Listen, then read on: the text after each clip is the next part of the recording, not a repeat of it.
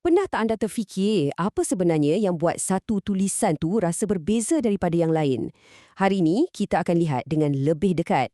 Kita akan teroka 4 gaya penulisan asas yang sebenarnya membentuk cara kita berkomunikasi setiap hari.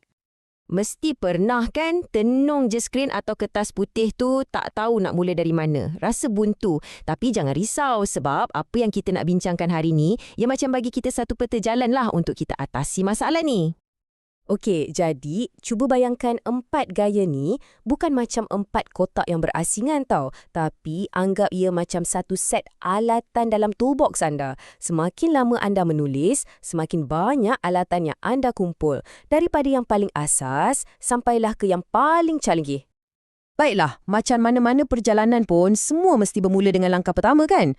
Dalam dunia penulisan ni, langkah tu ialah kita kena bina asas yang betul-betul kukuh.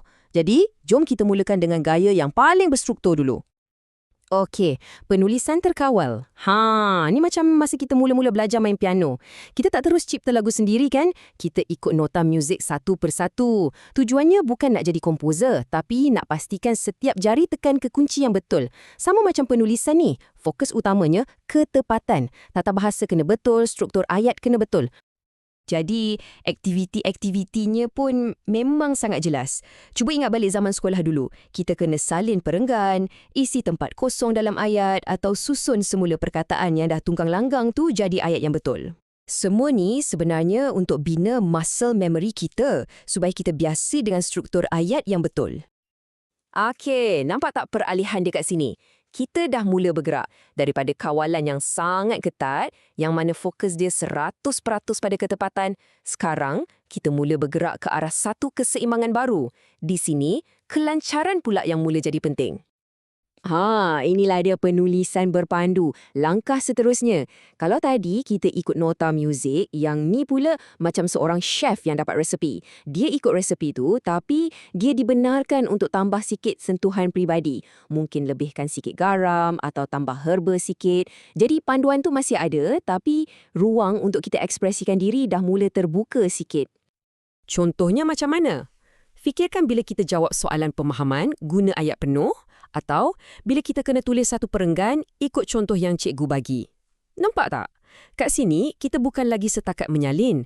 Kita dah mula membina sesuatu. Kita guna bahan-bahan yang diberi untuk hasilkan benda yang sedikit baharu. Okey, jadi lepas kita dah bina asas yang kukuh tu, apa jadi lepas ni? Ini bahagian yang paling best.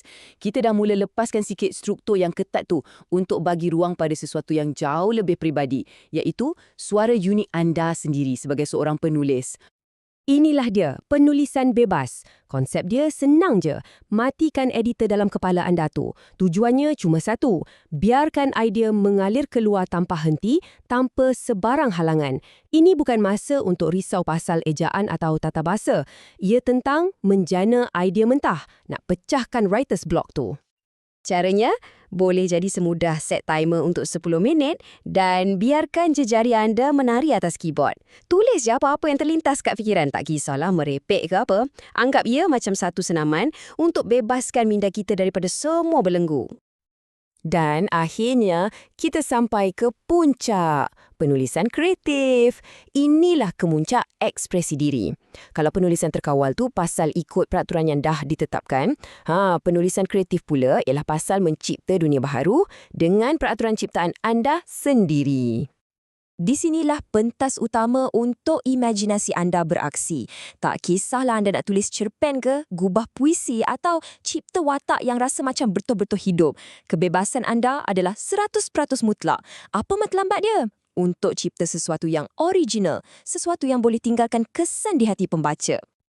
Okey, kita dah tengok keempat-empat gaya ni satu persatu. Sekarang, apa kata kita letak semua sekali sebelah menyebelah supaya kita nampak gambaran besarnya? Nah, jadual ni memang rumuskan semuanya dengan cantik. Cuba kita tengok dari atas ke bawah ya. Perasan tak, tahap kawalan tu dia menurun daripada tinggi sampai ke minimum. Pada masa yang sama, matlamat dia pula beralih daripada benda teknikal macam bentuk betul kepada sesuatu yang sangat peribadi macam ekspresi diri. Inilah dia spektrum penuh daripada struktur kepada kebebasan. Jadi, apa yang paling penting kat sini?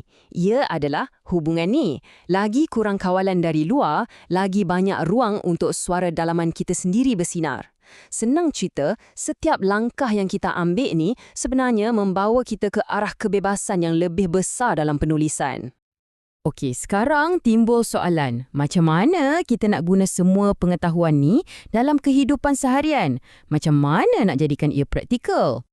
Petikan ni bagi saya memang kena sangat. Penulis yang hebat, dia tak guna satu alat je untuk semua benda. Sebaliknya, dia ada satu toolbox yang lengkap.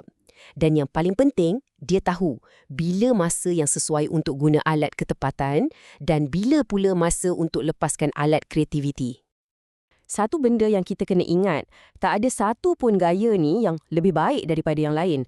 Tak ada hierarki. Penulisan terkawal tu sangatlah penting untuk orang yang baru nak belajar. Tapi penulisan bebas pula boleh jadi penyelamat untuk penulis novel yang dah pro tapi tengah stuck. Maksudnya, setiap gaya ni ada tempat dan tujuan dia sendiri. Jadi, sebagai penutup, saya nak tinggalkan anda dengan satu soalan.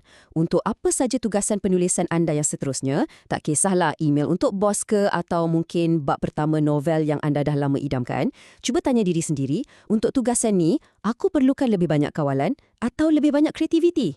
Sebabnya, bila anda tahu cara memilih alat yang betul daripada toolbox penulisan anda, itulah langkah pertama untuk jadi seorang penulis yang benar-benar hebat.